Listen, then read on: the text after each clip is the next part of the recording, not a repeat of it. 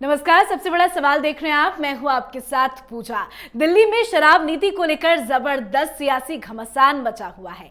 BJP और आम आदमी पार्टी खुलकर एक दूसरे पर हमला कर रहे हैं। दरअसल नई आबकारी नीति में करीब 144 करोड़ घोटाले की जांच के लिए सीबीआई ने दिल्ली के डिप्टी सीएम मनीष सिसोदिया के घर पर छापेमारी की।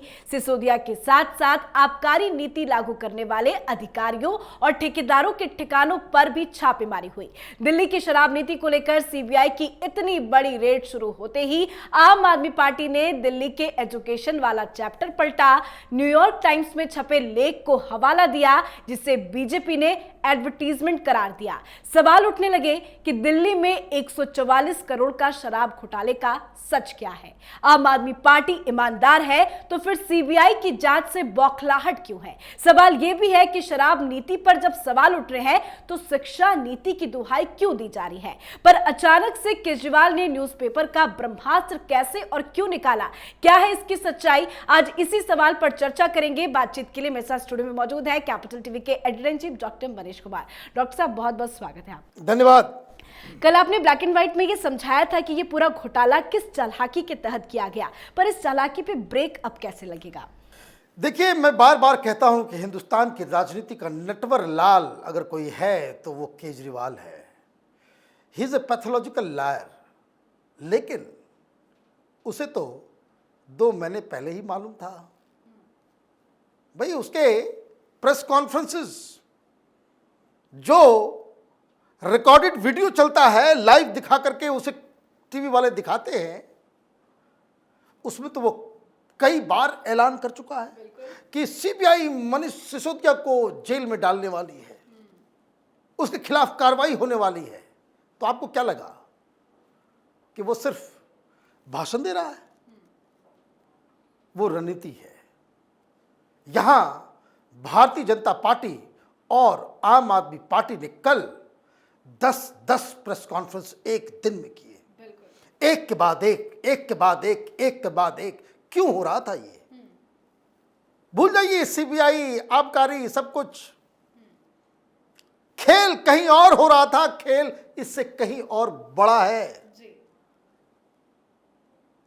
केजरीवाल ऐसा नटवर लाल है कि उसको अगर ये पता चल जाए कि मनीष सिसोदिया को तिहाड़ में बंद करवा देने से वो देश का प्रधानमंत्री बन जाएगा, वो इमीडिएटली मनीष सिसोदिया को तिहाड़ डाल देगा। यही हकीकत है, यही राजनीति है। तो वो क्या कर रहा था? सीबीआई पहुंची और ये लेख लेकर आ गया।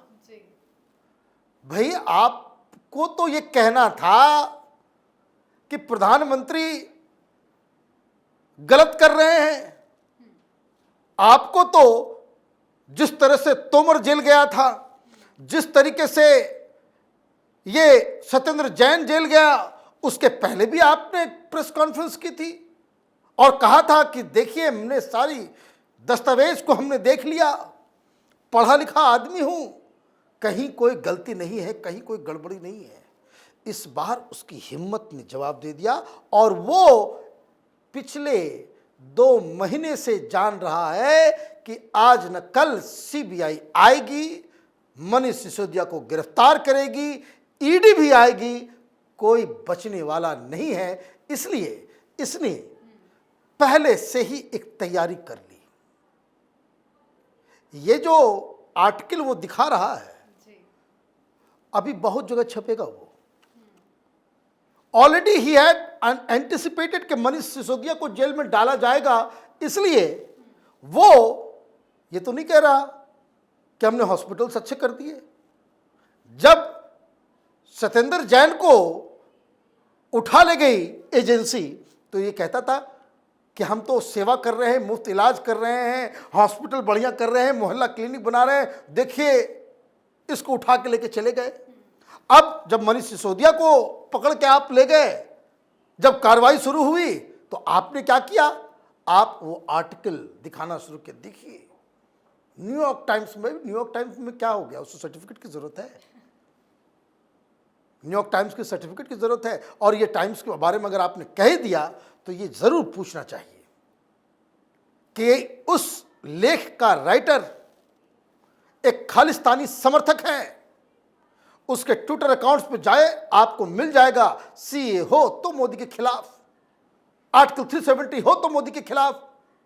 मोदी के खिलाफ वो जहर उगलने का काम शुरू से ही करता आ रहा है, और आपको वही व्यक्ति मिला।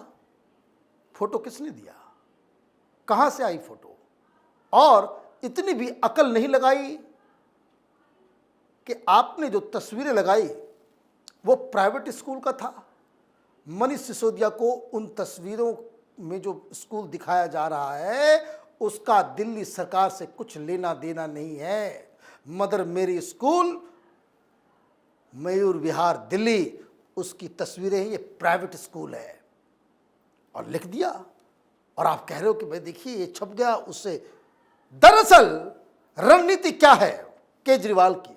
केजरीवाल की रणनीति बिल्कुल साफ है।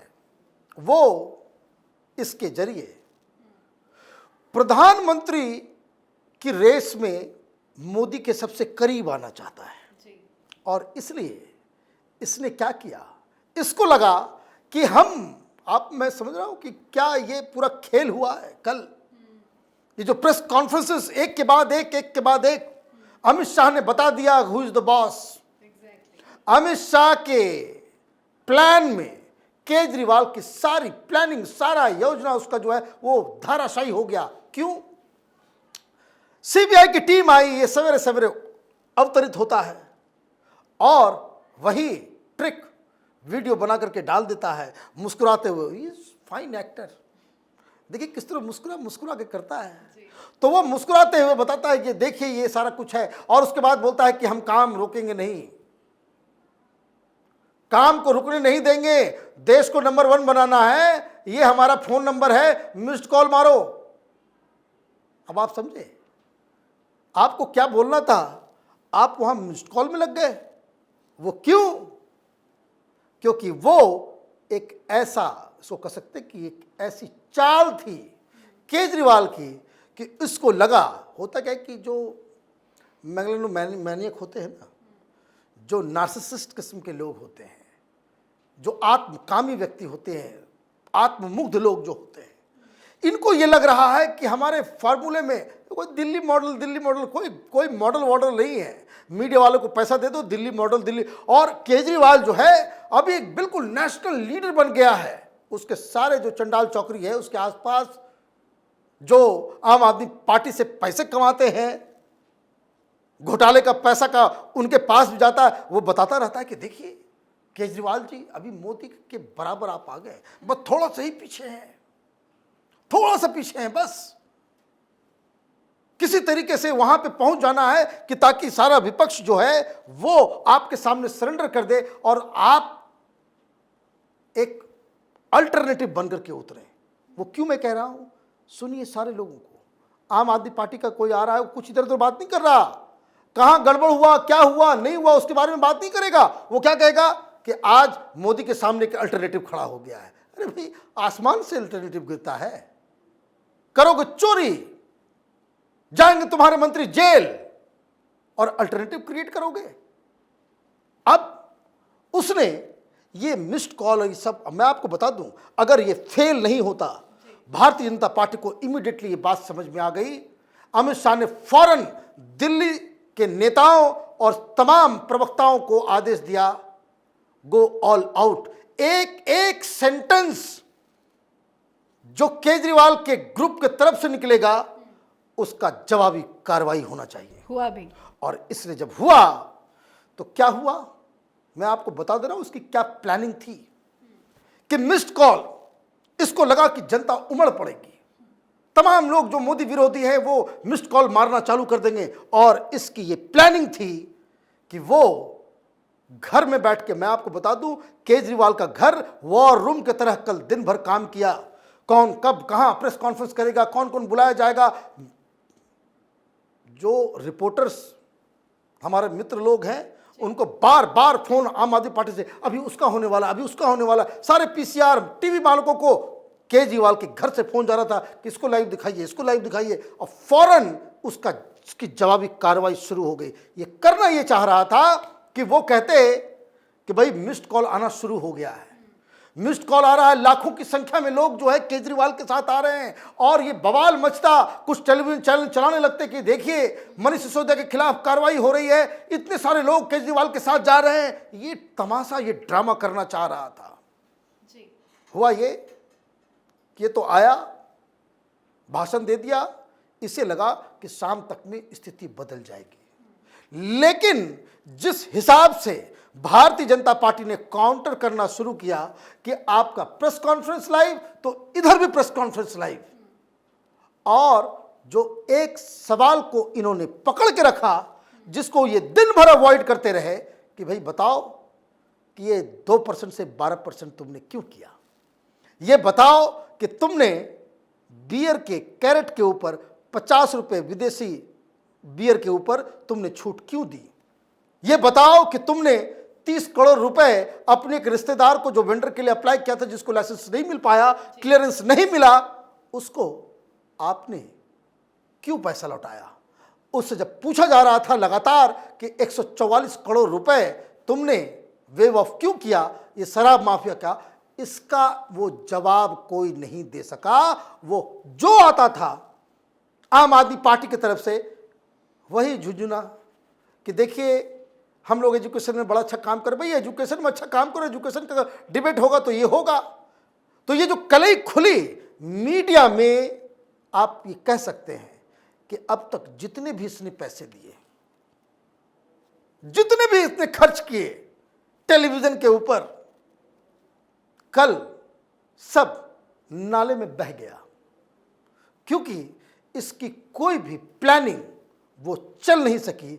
और शाम तक आते आते आम आदमी पार्टी के जितने भी जो स्पोक्स पर्सन थे टेलीविजन के ऊपर, उनके बॉडी लैंग्वेज को देखे, जो सवेरे बॉडी लैंग्वेज था, हंस रहे थे, मुस्कुरा रहे थे, शाम तक आते आते संजय सिंह का चेहरा रिपब्लिक टीवी पे देख के ऐसा लग रहा था कि मातम से उठ के आया हो। सारी प्लानिंग खत्म हो गई और ये भारतीय जनता पार्टी की, जिसको कह सकते हैं स्ट्रेटजी को समझ कि केजरीवाल वो मनीष सिसोदिया को सैक्रिफाइस कर देगा अगर कल वो हीरो बन गया होता।